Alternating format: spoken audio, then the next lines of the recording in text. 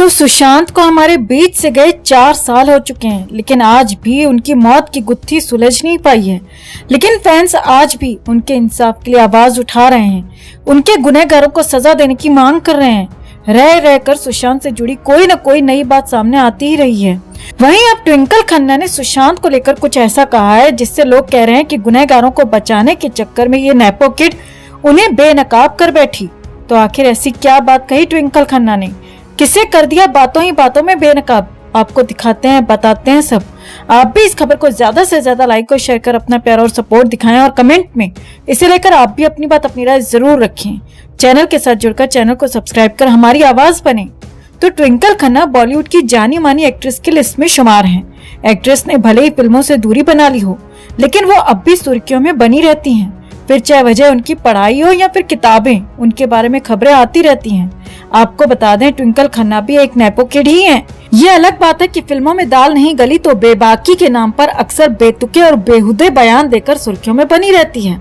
वहीं हाल ही में मीडिया की खबरों को फेक न्यूज बताते हुए ट्विंकल ने अपने मन की भड़ास निकाली है। दरअसल उसने एक अखबार के लिए लिखे कॉलम में बताया कि मीडिया की खबरों को किस तरह से क्रिएट किया जाता है। एक्ट्रेस ने फेक न्यूज और इसके प्रभावों को लेकर बात की है। एक्ट्रेस ने उस दौर को याद किया जब अफवाह उड़ी थी कि उसने अंडरवर्ल्ड डॉन दाऊद इब्राहिम की पार्टी में डांस किया था। एक्ट्रेस ने इस पर भी बात की कि एक फेक न्यूज का बच्चों से लेकर आम आदमी पर कैसा प्रभाव पड़ता है। यहाँ वो ये भूल गई कि जब ये बॉलीवुड नचनियाएं फिल्मों में चंद पैसों के लिए अश्लील सीन्स करती हैं, या जब इसका पति विमल कुमार अक्षय कुमार खुद को भारत कुमार कहकर डींगे मारता है और कुछ पैसों के लिए विमल की ऐड करता है, तो इसका भोले भाले लोगों पर क्या प्रभाव पड़ता है।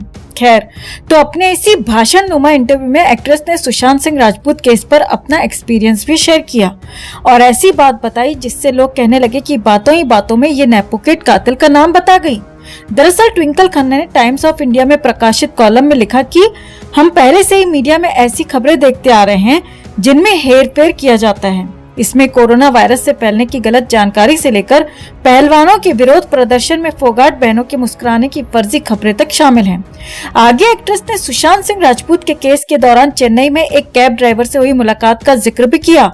एक्ट्रेस ने बताया कि कैसे उसने उसे बताया था कि सुशांत सिंह राजपूत की मौत के पीछे बॉलीवुड के तीनों खान जिम्मेदार हैं और यूट्यूब और व्हाट्सएप पर मिलने वाली जानकारी को सोर्स बताया था और कहा था कि यही असली सच है मैडम। आगे ट्विंकल बताती है कि मैंने कैब ड्राइवर से पूछा कि भाई साहब, आपको ये सब क्रेजी आइडियाज कहाँ से आते हैं। इसके बाद ड्राइवर ने थोड़ी देर सोचने के बाद कहा कि आप ठीक कह रही हैं मैडम, तीनों नहीं लेकिन सिर्फ एक खान उसकी हत्या के लिए जिम्मेदार है। ट्विंकल ने कहा कि उसका ये जवाब सुनकर मेरी हंसी छूट गई।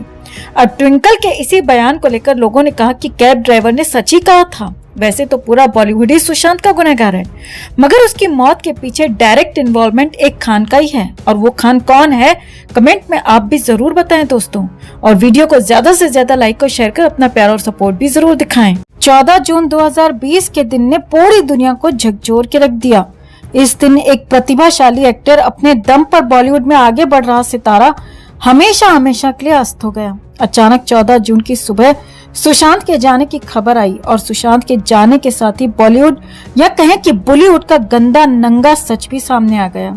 सच्चाई सामने आई ग्रुपिज्म की, नेपोटिज्म की, कैंपिज्म की और किसी को सोशल सर्कल में अकेला छोड़ देने की। बावजूद इसके कि वो बहुत टैलेंटेड है, आपकी इंडस्ट्री में बहुत अच्छी फिल्मों में काम कर चुका है, लेकिन अगर वो आउटसाइडर है, टीवी से आया है, तो हर मुमकिन कोशिश करो उसे रोकने की, उसे तोड़ने की, उसे बार बार बर्बाद करने की, जो कि इस गटरवुड ने सुशांत के साथ किया। और इस बात के लिए उन दिनों जो 2 नाम सबसे पहले और सबसे ज्यादा चर्चा में आए, वो थे तिरछी टांग वाली किरण मौसी और कभी दीपिका तो कभी रिहाना को कॉपी पेस्ट वाली so called self acclaimed star kid nepo kid Alia Bhatt का, जिन्होंने मिलकर सबसे पहले सुशांत को बर्बाद करने की शुरुआत की थी। और तब सुशांत ने इन दोनों को ही मुंह तोड़ जवाब भी दिया था। तो आखिर ऐसा क्या किया था किरण मौसी और कॉपी कैट आलिया भट्ट ने? कैसे सुशांत ने दोनों को कर दिया था शर्मिंदा? आपको दिखाते हैं, बताते हैं सब। आप भी इस खबर को ज्यादा से ज्यादा लाइक और शेयर कर अपना प्यार और सपोर्ट दिखाएं और कमेंट में इसे लेकर आप भी अपनी बात, अपनी राय जरूर रखें। चैनल के साथ जुड़कर चैनल को सब्सक्राइब कर हमारी आवाज बने। तो सुशांत के जाने के बाद ऐसी खबर आई थी जिससे पता चला कि सुशांत सिंह राजपूत को न सिर्फ अकेला छोड़ा गया था, न सिर्फ उन्हें बड़े बैनर्स ने फिल्में देना बंद कर दी थी, बल्कि जो फिल्में ऑलरेडी चल रही थी उन फिल्मों को रुकवाने की, देरी करवाने की और उस प्रोजेक्ट को बंद करवाने की भी भरपूर कोशिश की गई थी।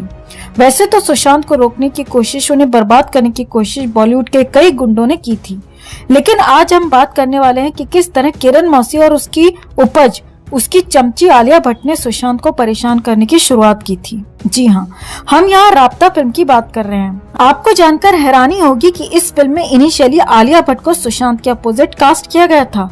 इस फिल्म के लिए आलिया ने अपनी डेट्स तक दे दी थी, वहीं सुशांत सिंह राजपूत ने भी अपनी डेट्स दे दी थी। बताया जाता है कि आलिया ने जल्द से जल्द शूटिंग शुरू करने का प्रेशर बनाया था, क्योंकि वो उस वक्त बिजी चल रही थी।